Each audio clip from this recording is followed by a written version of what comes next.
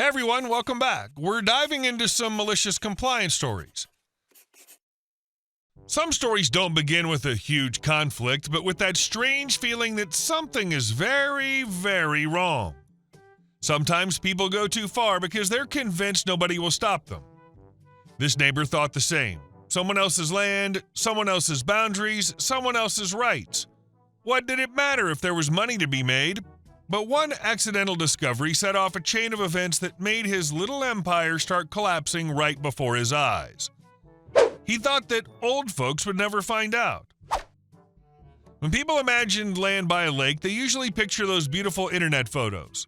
Calm water at sunset, a wooden house with a deck, coffee in hand, silence, pine trees, maybe a boat by the shore.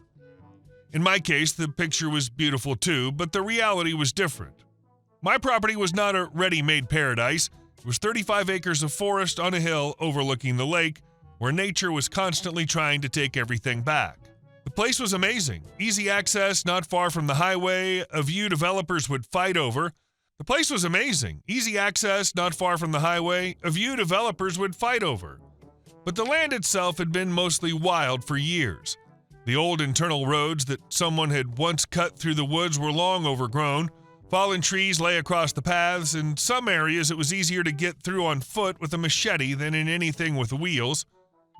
I didn't live there full-time. Honestly, at first, I didn't plan to. I bought the land as a long-term dream. Someday I'd build a house, move away from the city, live among the trees, and look out over the lake instead of at other people's fences.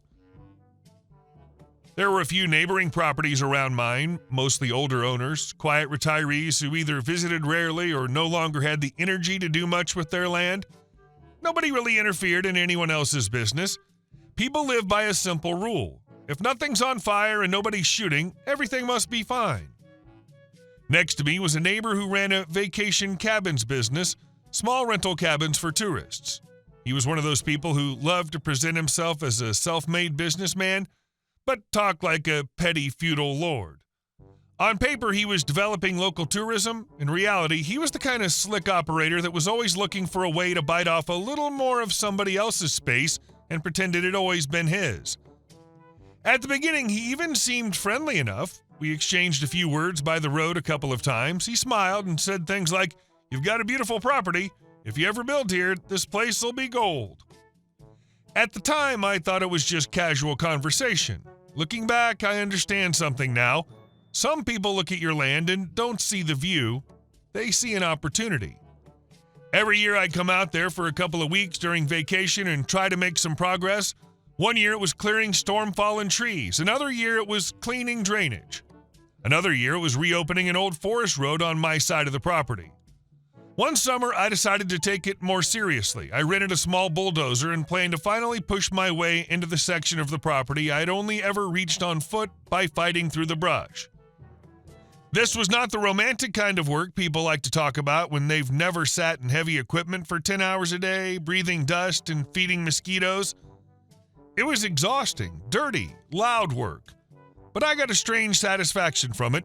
When you slowly clear out the mess, level the ground, shove aside rotten trunks, and suddenly see an old road reappear from under decades of neglect, it feels like taking something back that was always yours.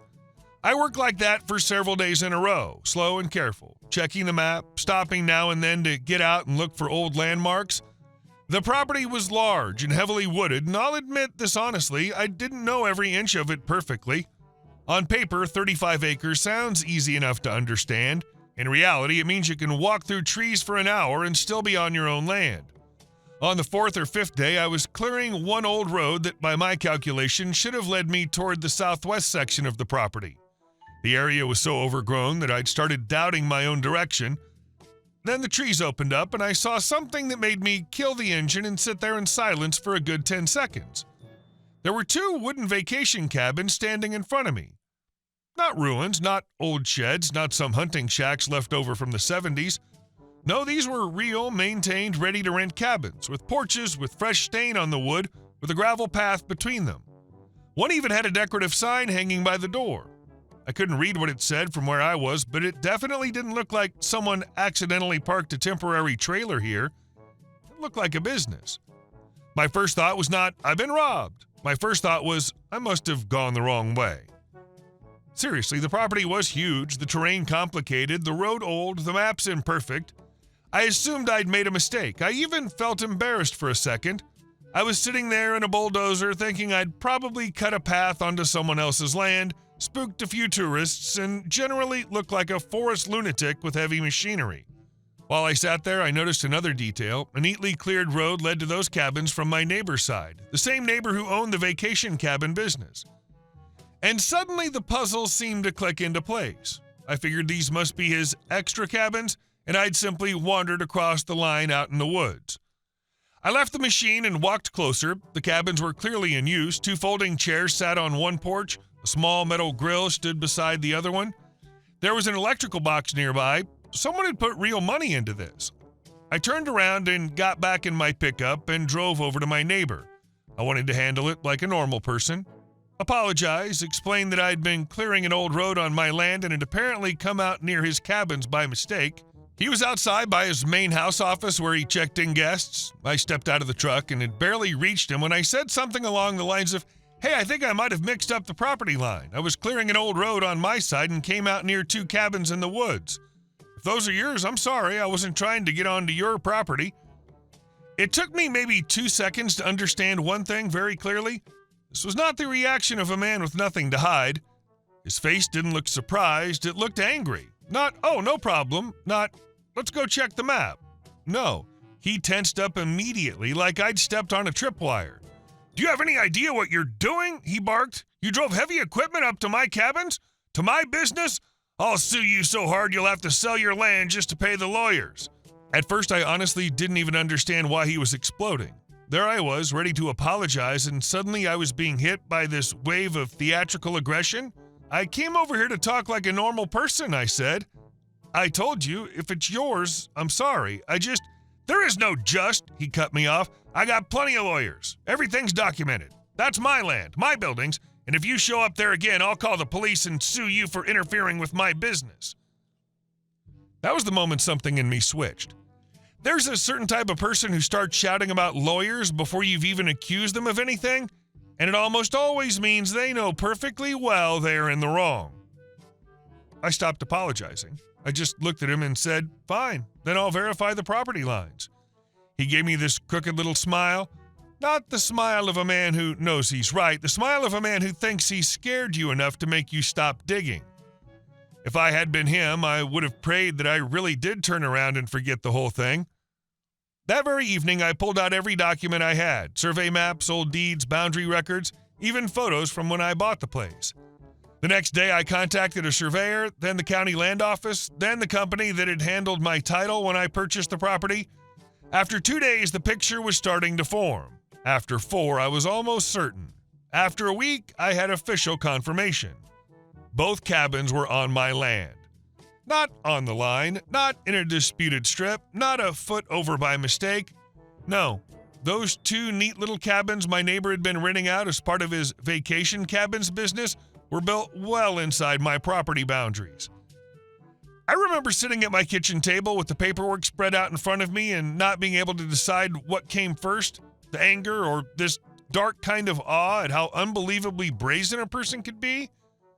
Because this was no misunderstanding. This was not some old fence put in the wrong place. This was not a driveway clipping a property line. This man had cut a road, hauled in equipment, built 2 cabins, run utilities, and started making money off my land. And then threatened me with lawyers. So I kept digging. If he'd gone that far onto my property, the odds that this was his only trick were basically 0. People like that are almost never careful in one place and recklessly bold in another. They just get used to nobody stopping them.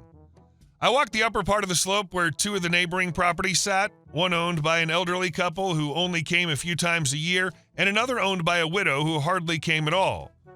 And you know what I started finding there too?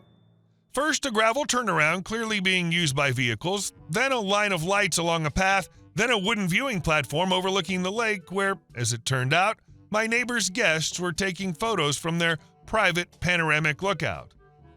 At that point, it was no longer just about stealing a patch of land, it was a system. For years, it looked like he'd been quietly expanding his vacation cabin business onto the properties of people who were either too old, too absent, or too exhausted to roam around the woods with survey maps and tape measures. A little road here, a little platform there, one building here, another one there, and then the classic trespasser logic, if nobody notices right away, maybe nobody ever will. I decided to talk to the other owners. I started with the elderly couple uphill. They were probably pushing 80, very calm people. They invited me onto their porch, gave me a glass of iced tea, and honestly, I didn't even know how to phrase it without sounding crazy. I spread out copies of the maps and said, I need to show you something unpleasant. I think the neighbor below you is using part of your land for his business. The old man first assumed I meant a path, but when I showed him the turnaround, the lights, and the property lines, he went quiet for a long moment, then looked at his wife and said a sentence that still makes me laugh. Beth, I told you that bastard couldn't fit that many cars on his own little patch. The conversation with the widow was even sharper. She turned out not to be some helpless old lady at all, but a dry, hard-edged woman with zero patience for dishonesty. After I explained it, she said, I knew he was lying. I just didn't realize he was lying that much. Within 2 days, we had a small, informal coalition of angry landowners. And that was when things got really interesting. My neighbor had obviously realized I was not going away. He'd seen the surveyors, he'd seen me talking to the others, he'd seen us comparing notes. And instead of finally shutting up and trying to work out some kind of peaceful resolution, he chose the path that people with too much confidence and not enough brains always seem to choose. He tried to intimidate us. First, he sent me a lawyer letter, a very dramatic one full of phrases like interference with lawful business operations, obstruction of access to revenue-generating structures, and potential financial damages caused by disruption to cabin use. There was just one tiny problem. To call them his structures, he first would have needed to explain why those structures were standing on somebody else's land. My attorney called me after reading that letter, laughing so hard he could barely get the words out. This is beautiful, he said. This idiot just documented his control over illegally built structures on your property. Then my neighbor went to the elderly couple, and that was the moment he buried himself for good.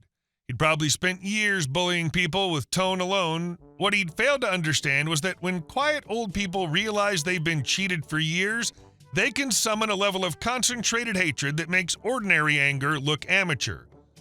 According to Beth, he drove up in a golf cart, stopped in their driveway, and started telling them they should not listen to alarmists, that property lines in the woods are never exact, and that all these improvements have only increased the value of their land. When he got to the point where he said, "You should actually be thanking me for the improvements," the old man stood up, looked him dead in the eye, and said, "Get off my porch before I call the sheriff and explain exactly how you've been running a business on my land." After that, we stopped pretending this was a neighborly misunderstanding.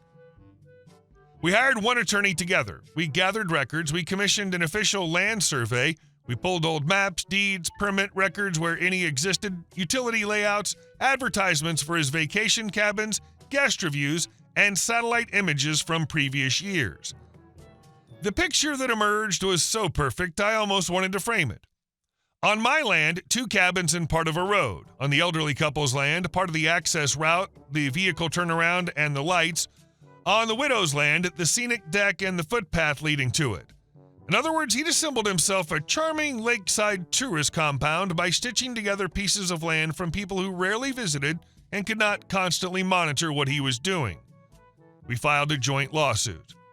The day we filed was almost festive. Not because I love court. I do not.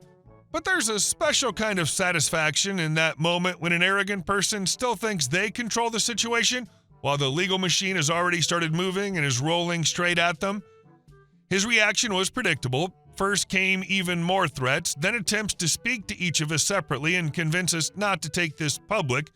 Then, very suddenly, a dramatic drop in tone when he realized the case was real.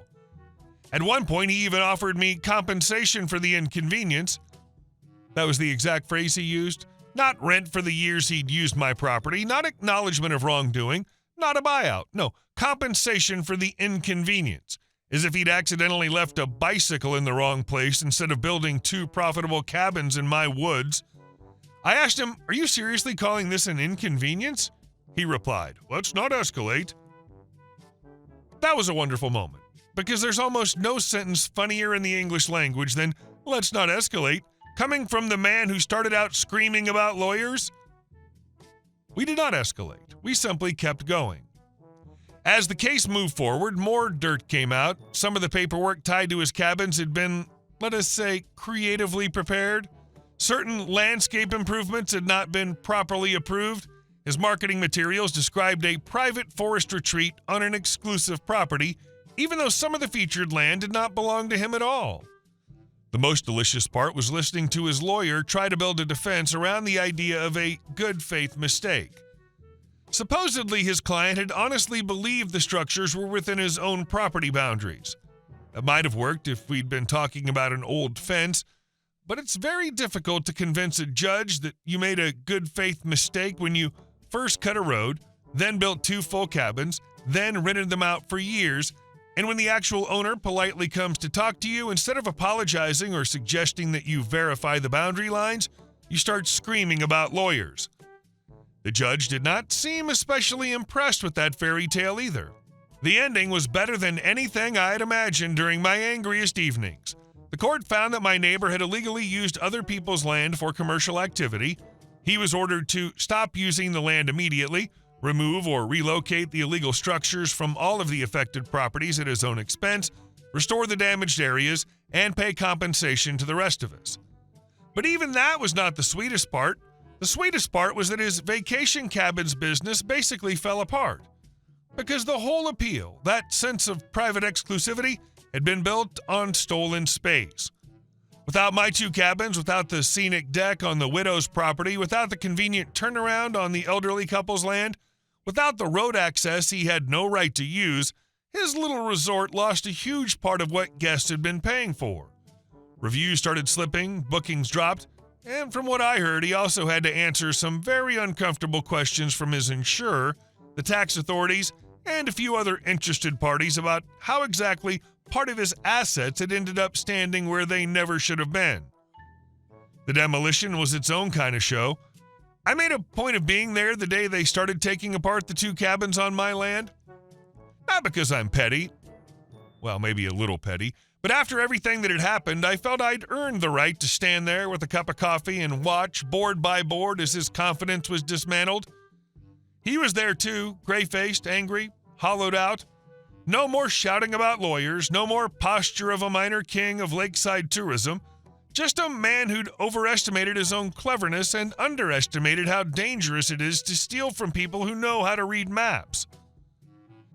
There are people who think that if something has been standing long enough, it automatically becomes theirs. That they can push too far, intimidate the right people, hide behind money and lawyers, and everyone else will back down. But in this story, nothing went according to his script, because sometimes all it takes is one mistake for a beautifully built lie to start collapsing. Hey guys, thank you all for watching the video. I'll see you in the next one.